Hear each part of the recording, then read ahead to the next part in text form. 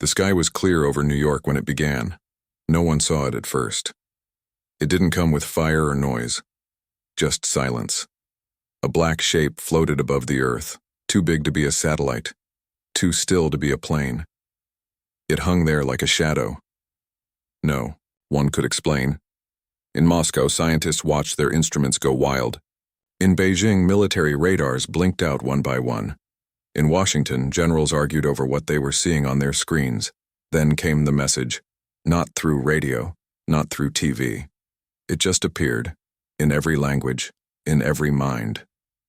You are not alone. Submit or be erased. People laughed at first, thought it was a prank, a hacker attack. But then the lights went out across half of Asia. Then cities started burning. The alien ships landed. They did not open doors. They did not send messages. They dropped down from the sky like rocks and opened fire without warning. Cities fell. Beijing was the first major target, then Tokyo, then Berlin. No one knew who these aliens were. No one knew where they came from. All they knew was that they had technology far beyond anything humans had ever seen, and they were not here to talk. Daniel Harper was in Colombia when it happened. He used to be a Marine. Now he was just a man with a gun and a bad memory, working security for a mining company in the jungle. He sat in a small room watching the news on a dusty TV screen. His hands were rough, his face tired. He smoked a cigarette and said nothing as the world burned. "This can't be real," muttered the guy next to him, a local named Luis. Daniel didn't answer. He just watched. He saw footage from Beijing. Smoke rising high into the sky. People running. Soldiers fighting machines that moved like ghosts. He crushed the cigarette in his hand. "I need to get home," he said. Luis looked at him like he was crazy. "Home? Where is that?" Daniel stared at the screen again. America. Half. A world away in Siberia. Even Volkov woke up to silence. That was strange. The cold always made some kind of sound. Wind howling, snow creaking, ice cracking, but not today. He stepped outside his cabin. The sun was rising, but the sky looked wrong. Like something was missing. He looked up. There it was. A ship. Huge, black, silent, floating above the trees like it didn't weigh anything. Ivan had been a pilot once. One of Russia's best. He knew planes, knew missiles, knew war. But this was not war, this was death. He ran back inside, grabbed his coat, grabbed his old flight suit, and started walking toward the nearest town. He needed a plane. He needed to fly. He needed to see what the hell was happening. In London, Lena Carter stood in front of her classroom. She taught physics at a small high school. Her students were rowdy. Her chalk was broken, but she loved her job until the power went out. At first, everyone thought it was a blackout, maybe a storm, maybe a problem with the grid. Then the phone stopped working. Then the windows shook. Boom, boom, boom. Like thunder, but closer. She ran outside. So did the kids. Smoke rose from the city. Fires burned in the distance. People screamed. And then she saw them. Machines, tall, moving like spiders. With eyes that glowed red, they walked through the streets like they owned them. One raised its arm, light flashed, a building exploded. Lena grabbed two of her students and pulled them behind a car. "Run," she whispered. "Get home. Stay low." The kids nodded and ran. She stayed. She watched. She learned. Back in Colombia, Daniel packed his bag. He had a few things: clothes, a knife, a pistol, and some cash. He walked to the edge of the mining camp, found a truck, stole it. He drove north. Every radio station was the same. Every channel showed the same thing. Aliens.war. Fear. He passed towns full of people trying to escape. Some walked, some rode bikes, some carried babies. He didn't stop. He couldn't. He had to get to America. He had to fight. Ivan finally found a plane. It wasn't much, an old MiG-21 covered in dust, missing parts, but it flew. He stole fuel from a nearby base, filled the tank, climbed in, took off. The sky was full of smoke now, and ships. He flew low, fast. He saw alien drones moving through forests, saw villages burning, saw people hiding in the snow. He followed one of the alien ships. It led him to a city, St. Petersburg. He circled above it. Then he saw what they were doing. They weren't just attacking. They were harvesting, taking metal, taking water, taking bodies. He felt sick. He dove low, shot at one of the machines. It turned, looked at him for it. He barely dodged. Plane shuddered. Alarm screamed. He pushed the throttle forward. Dove again fired everything he had. Bullets hit the machine. It fell. He smiled. Then another one looked up and fired. Boom! His plane caught fire. He bailed, hit the ground hard, woke up hours later. Broken. Burned leg, but alive. He crawled into a ditch, looked up, saw the stars, and whispered, "Not yet." Back in London, Lena made it home. Her house was dark. Her phone was dead. She checked the internet. Nothing. Then she saw it. An email. From someone she used to work with. Subject line: "They're using organic tech." She opened it. It was full of notes, diagrams, ideas. The writer believed the aliens didn't use normal machines, their weapons, their ships, and all alive. Or close enough. Lena read it twice. Then she smiled. She had an idea. By now the world knew. The aliens were real. They were strong. They were killing us. World leaders tried to talk, tried to reason, but the aliens didn't care. They sent more ships, more machines, more death. And then came the worst message of all. Another voice in every head.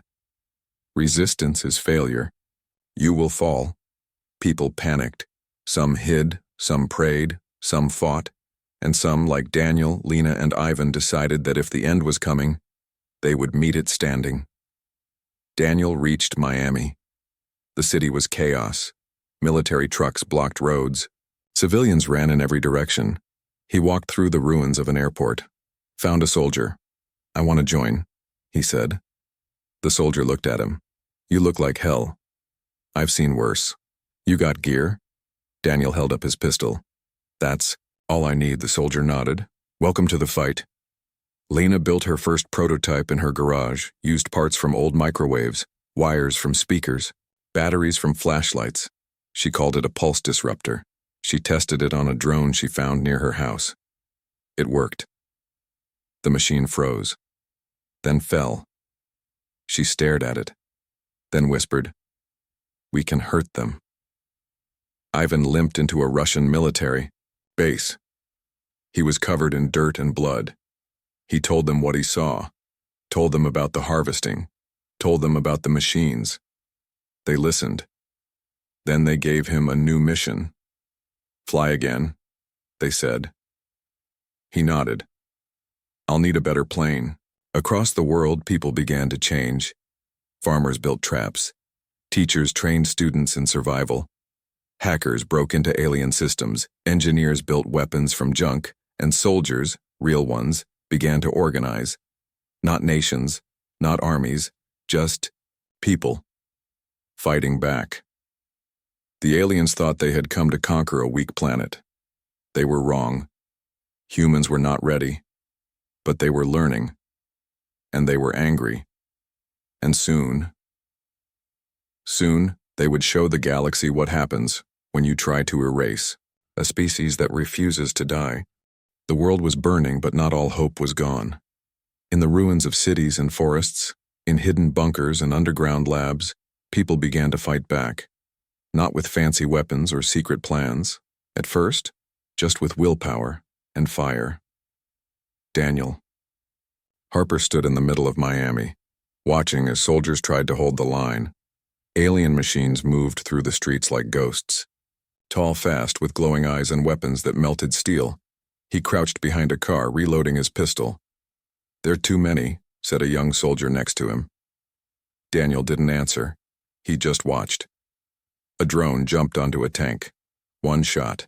The tank exploded. He saw it fall. Then he saw something else. A man, wearing a hoodie and jeans, running across the street. He carried a backpack. He reached the drone, threw something. Boom, the machine staggered. Another man joined him, then another. They fought. Together. Daniel stood up. Let's move. Lena Carter worked in her garage. She had built her first disruptor. Now, she wanted more. She called old friends, engineers, hackers, teachers. She posted videos online, not for fun, for war. She showed how to build the disruptor, step by step. People watched, then they built them. In Japan, in France, in Brazil. Soon, drones were falling in every city, one device at a time. Ivan Volkov flew again. He wasn't ready. His leg still hurt. His ribs ached. But he flew. Russia gave him a new plane, better than the one he crashed. He flew over St. Petersburg, saw alien ships landing. He dove low, shot at one. It turned, fired. He rolled left, dodged. His wingman hit the ship from behind. It exploded. Ivan smiled. Good boy. In Washington, world leaders met. They argued. They feared. Some wanted to surrender. Others wanted peace talks. But one voice spoke louder than the rest. General Marcus Lee, an American general who had seen war before. He stood up. We don't talk. We fight. No one disagreed. That day, the Global Defense Initiative, GDICE, was born, a single army for all nations, made from soldiers, scientists, and survivors, made to stop the aliens. Daniel joined a team. They called themselves the Lost.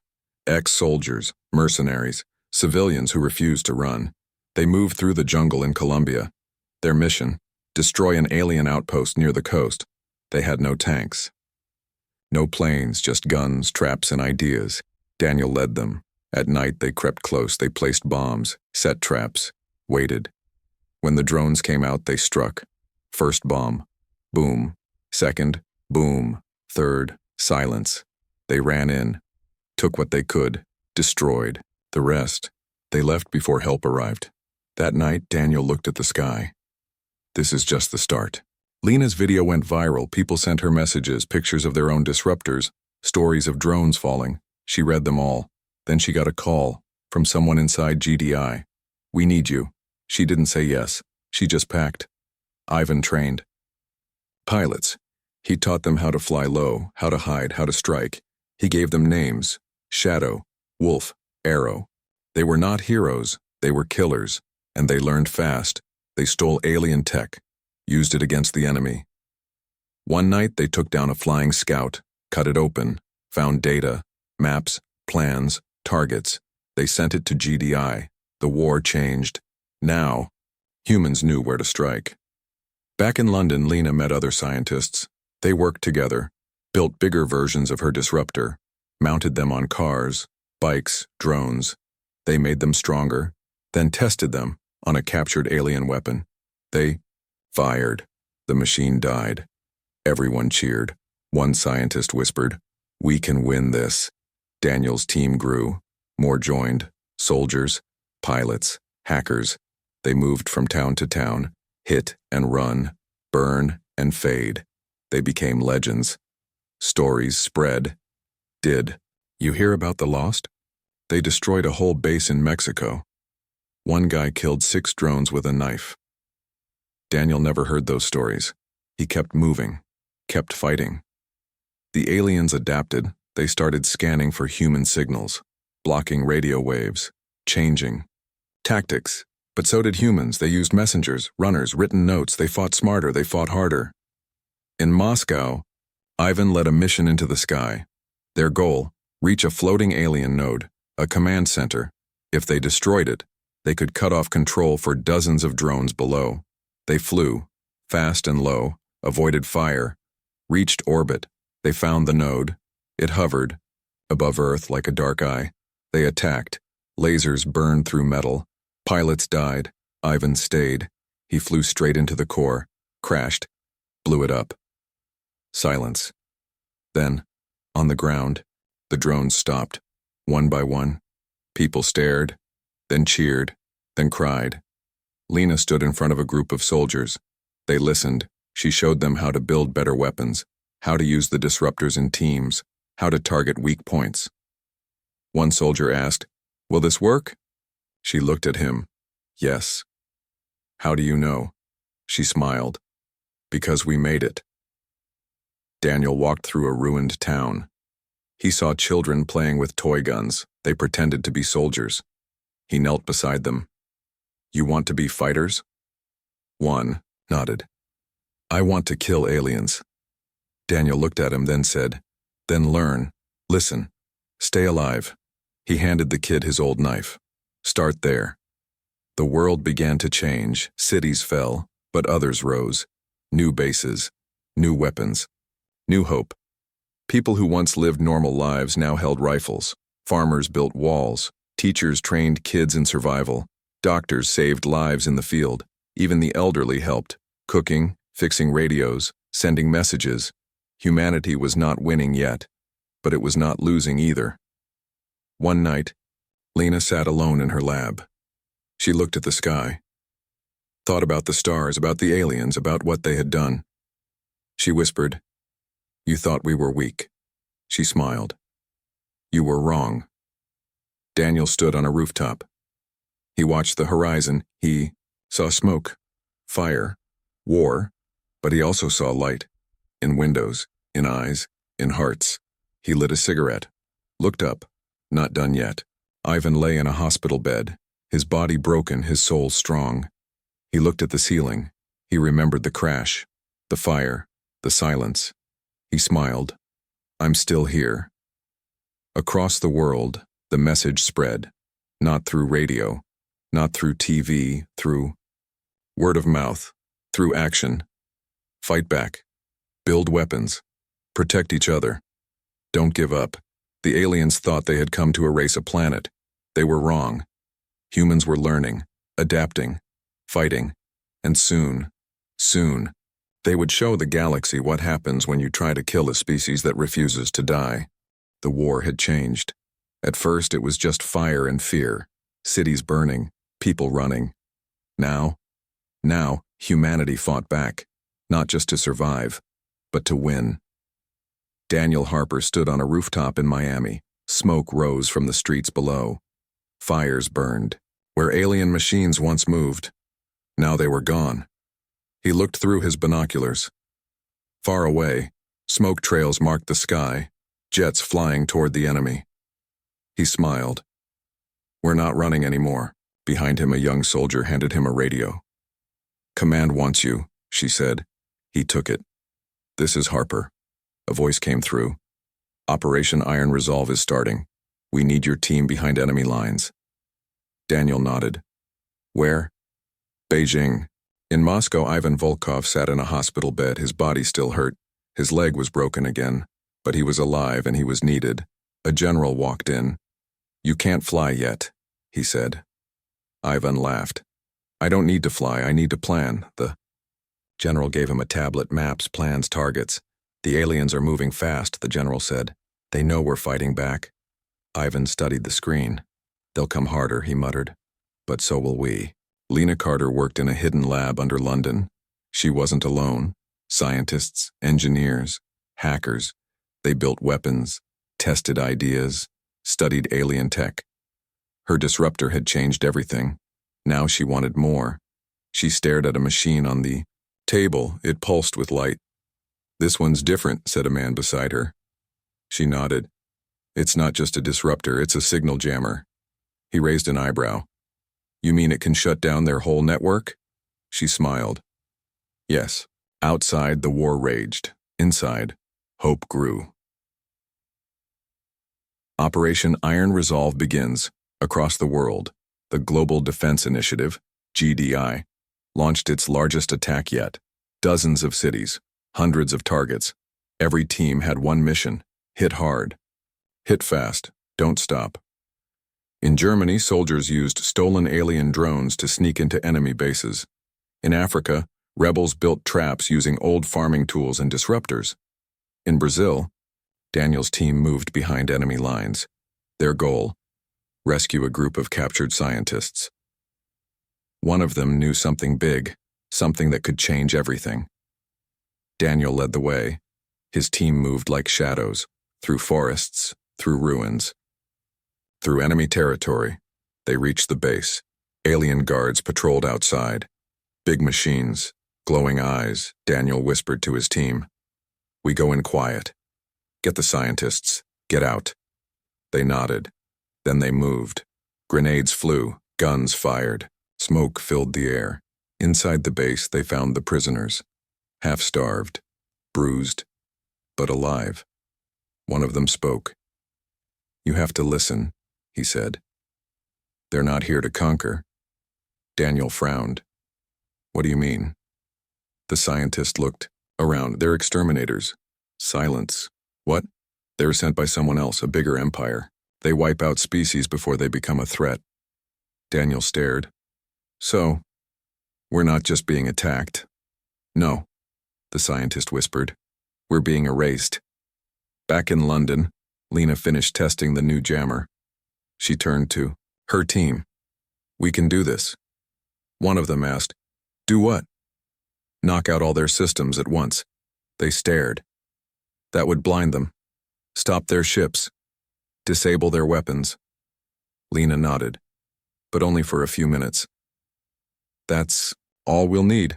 The captured message spread across the internet through radios. In secret meetings, the truth was out. The aliens weren't invaders, they were hunters, sent to kill before humanity could grow strong. People read the message. Then they got angry. Cities that had been silent began to fight. Farmers built walls. Teachers trained kids to shoot. Doctors learned field surgery. Everyone became soldiers, even children. In Russia, Ivan helped plan the next move. He sat in a dark room with maps and screens. This changes everything, he said. A woman beside him nodded. If they're exterminators, then we're not just defending Earth. No, Ivan said. We're fighting for our right to exist. He looked at the screen. Let's hit them hard. Daniel returned with the scientists. They debriefed, shared what they knew. The GDI held a meeting, world leaders, generals, scientists. They agreed on one thing. We cannot wait for them to strike again. We must strike first. Operation Iron Resolve became more than just defense. Now it was war. Full scale. Total. Lena's jammer was tested in France, a small town overrun by drones. They set up the device, turned it on. Boom. Every alien machine within 5 miles stopped. Some fell. Some exploded. The soldiers moved in, cleaned up the rest. They won, with no losses. The message was clear. We've got a weapon. Daniel trained new fighters. He taught them how to move, how to fight, how to stay alive. He didn't call them soldiers. He called them survivors. Don't run, he told them. Stand your ground. Make them afraid of us. They listened. They trained. They fought. And they won. Ivan flew again. His body was still healing, but his mind was sharp. He led a team into the sky. Their mission: destroy a floating command ship. If they did, they could cut off control for hundreds of drones below. They flew low, avoided enemy fire. Reached the ship. They attacked. Lasers burned. Missiles flew.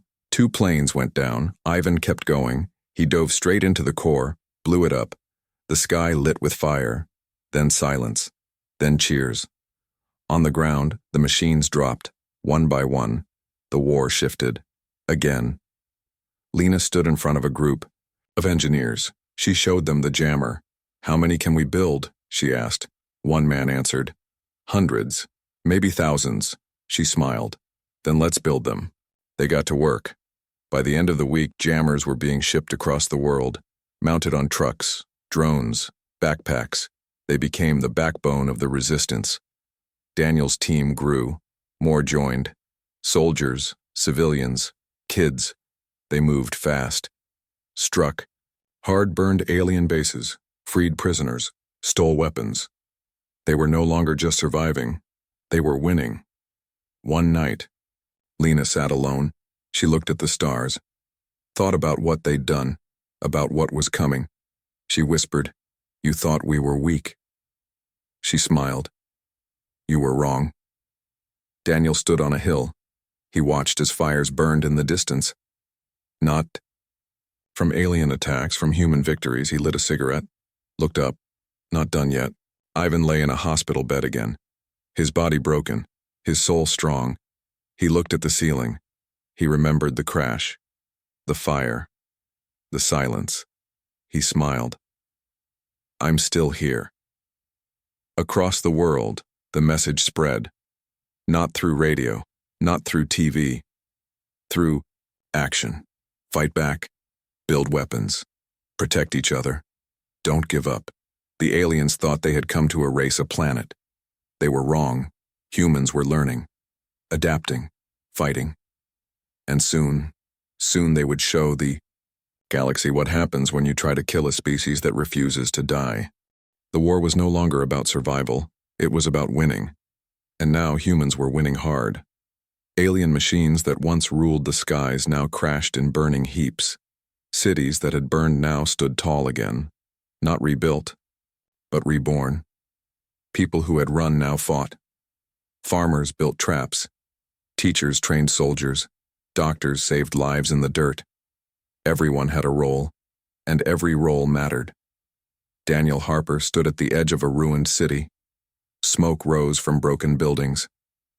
Fires still burned. He looked through his binoculars. Far away, alien ships hovered like dark clouds. He turned to his team. We hit them here, he said. One of his soldiers asked. How? Daniel smiled. Like always. They moved out, through the ruins, through enemy lines. They struck fast, bombs, traps, surprise. By morning, the alien base was gone. Only smoke and silence remained. In London, Lena Carter worked in her lab. She wasn't alone. Dozens of scientists helped her now. They built more jammers, better ones, stronger, faster, more powerful. One day she finished a new weapon. It pulsed with energy. This one's different, she told her team. How? Someone asked. It doesn't just shut them down. She paused. It kills them. Silence. You mean it destroys their tech? No, she said. It breaks their minds, she explained. The aliens used living machines, organic tech. If you hit their systems too hard, they didn't just stop working, they died like a brain shutting down. Lena's new weapon could do that. From orbit, she looked at her team. We can win this. In Moscow, Ivan Volkov flew again. His body was still healing, but his mind was sharp. He led a new team. Pilots, hackers, soldiers. They stole alien ships, used them against the enemy. They flew low, shot fast, burned everything. One night, they attacked a command ship in orbit. It was huge, protected by dozens of drones. Ivan dove in first. Lasers lit the sky. Planes fell. He kept going, hit the core. Boom, the ship exploded. The sky lit up. On Earth, people looked up and cheered. The war had changed. Again. The final push, the aliens knew it too. They had underestimated humans. Now they tried to fix their mistake. They sent more ships, more machines, more death. They targeted 3 cities: Washington, D.C., Moscow, Cape Town. Their goal: destroy human leadership, crush. Hope, end the war. But they were too late. Humans were ready. Daniel led a squad into Washington. The city was under attack. Drones marched through the streets. Buildings burned. He and his team moved fast, using disruptors, throwing bombs, fighting. Close. They reached the White House, found survivors, protected them, then pushed back. They fought block by block, street by street. By nightfall, the aliens were gone. Washington held. In Moscow, Ivan led an airstrike. Aliens flew overhead. Heavy ships. Big weapons. He dove low, shot fast. His team followed. Missiles flew. Planes crashed. He hit the main ship. It burned, exploded. Moscow was safe. For now. In Cape Town, Lena's jammer was tested on a large scale. They set it up on a hill, turned it on. Boom. Every alien machine within 10 miles stopped. Some fell, some exploded. Soldiers moved in, cleaned up the rest. They won. No losses, again. Across the world, humans began to change. Not just in tactics, in mindset. They weren't just defending anymore. They were attacking, taking the fight to the enemy. They built bigger weapons, used stolen tech, learned alien language, studied their weaknesses. They became smarter, deadlier, unstoppable. Daniel walked through a ruined town. A child ran up to him. "Are you real?" the kid asked. Daniel nodded. "I thought you were just a story." Daniel smiled. "I'm real." The kid pointed to a wall. There was a drawing of a man fighting aliens with a knife and fire in his eyes. Daniel stared, then whispered, "Let them believe in heroes." Lena sat in her lab. She read a message from GDI. They wanted her to lead a new project, something big. She read it twice, then replied, "Yes." She looked at her team. "We're not just building weapons anymore." "What are we doing?" one asked. She smiled. "We're building the future." Ivan landed his plane. He stepped out, looked at the sky, thought about what they'd done, what they would do next. He walked toward a waiting car. Inside, a general waited. "You have a new mission," the general said. Ivan nodded. "Tell me, we need to take the fight to space." Ivan smiled. "About time." Narration: Humanity fights back. The GDI launched Operation Final Strike, a global assault. Every city, every base, every fighter, all at once. Humanity hit hard. Aliens tried to respond, but their tech failed. Jammers blocked signals. Weapons jammed. Machines froze. Soldiers moved in, killed everything. Daniel led his team into Beijing, once a target, now a battlefield. They moved fast, hit hard, burned alien bases, freed prisoners, took control. By sunset, the city was theirs. Beijing was free. Lena deployed her weapon in orbit. It fired. A pulse swept across the sky. Alien ships dropped, like flies. Her voice came over comms. Target destroyed. Silence. Then cheers. Ivan flew high, led a final push, hit the alien flagship, rammed it, blew it up. He died, but he took the enemy with him, and the world remembered. Across Earth, the war ended, not with peace, not with surrender, but with silence. The aliens were gone or dead or running. Humanity won. Not because they were stronger, but because they refused to die. The sky was quiet. For the first time in months, there were no alien ships, no burning cities, no fear, only silence and wind. Daniel Harper walked through the ruins of Chicago. He didn't speak much anymore. His body was broken in places. His eyes were tired, but he was alive. That was more than most could say. He passed burned-out buildings, cracked roads, broken statues. Once this city had been full of people.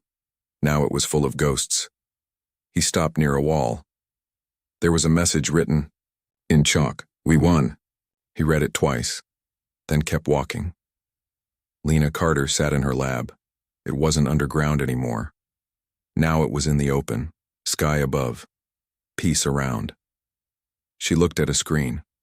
Data from space. Alien probes still floated out there. Some still sent messages. One had just gone live.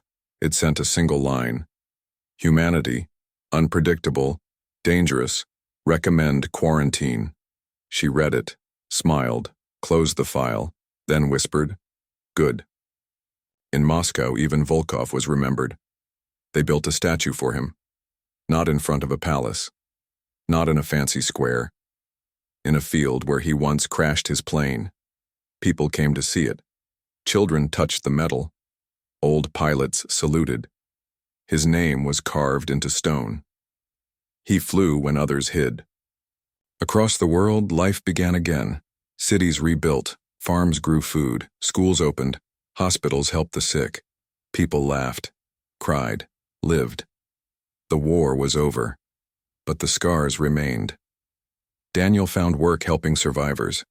He taught them how to fight, not for war, but for safety. "I don't want you to become soldiers," he told them. "I want you to be ready." A young girl asked him, "What if they come back?" He looked at the sky. "They might." She frowned. "Aren't you scared?" He smiled. "No." "Why not?" He knelt beside her. "Because if they do, we'll be waiting." Lena worked on new tech, not weapons, new energy, clean power, better machines. She said, "We fought to survive. Now we build to live." Her team followed her. They worked long hours, built things that changed the world. She never asked for money or medals, just time and tools. In space, humans returned, not as refugees, as explorers. They fixed old satellites, built new stations, sent ships beyond Earth. One day a signal was picked up, far away, from another world. A voice, not human, not alien. Curious. "Earth, is that your name?" Lena smiled. "Yes." "You are known," she replied. "We know." Back on Earth, Daniel met a boy. He was 10 years old, held a book. "I read about you," the boy said. Daniel raised an eyebrow. "Really?" The boy nodded. "You fought aliens." Daniel shrugged. "So did a lot of people." The boy pointed to a picture. It showed a man with a knife. Fighting machines. "You're a hero," the boy said. Daniel shook his head. "I was just trying to stay alive." The boy smiled. "That makes you a hero." Daniel didn't argue. He just handed the boy a small gift, an old marine pin. "Keep it," he said. "And remember one thing." "What?" Daniel looked at the stars. "If they ever come back," he paused. "Don't run." The world changed after the war. Not all at once, but slowly. Nations became less important. People became more. Language didn't matter. Skin color didn't matter. What mattered was who stood when the world fell, who fought, who built, who gave hope. Lena stood on a rooftop in London. She looked at the city below. Lights shined, cars moved, kids played. She thought about what she used to do. Build bombs, fight machines, save lives. Now, she built schools, trained teachers, helped doctors. She turned to a friend. "Do you think we'll ever forget?" He shook his head. "No." "Why not?" He smiled. "Because we remember those who died, and those who lived." She nodded. "Yeah." Daniel visited a grave. He stood alone, read the names, friends, family, strangers, all lost. He placed a flower, then whispered, "You didn't die for nothing." He walked away, head high, heart full. In Moscow, a new pilot took off. Young, fast, brave. He looked up, saw the stars, thought about Ivan, about what he did. He pressed the throttle, flew higher, left the clouds behind and whispered, "Thank you." Across the world, children learned about the war, not to scare them, but to teach them, to remind them. Their planet had been attacked, and they had won. Not with magic, not with luck, with courage, with fire, with will. Lena gave a speech at a school. Hundreds of kids listened. She said, "The aliens thought we were weak. They thought we would fall, but we didn't." She paused. We rose. A child asked her, "What happens now?" She smiled. "We keep going." Daniel watched the sunset. He smoked a cigarette, looked at the ocean, thought about the past, about the war, about the people who fought. He whispered, "Not bad for a bunch of monkeys with guns." He smiled, put out the smoke, and walked toward him. The future. In deep space, a probe powered up again. It sent a message to a faraway world. Humanity, unpredictable, dangerous, recommend quarantine. On Earth, Lena read it, smiled, then replied, Message received. But next time, she paused. Come prepared. Across the world, people looked up, at the stars, at the sky, at the unknown, and they did not fear. They stood tall, ready, alive, unbroken. Humanity had survived. And now they were ready for anything.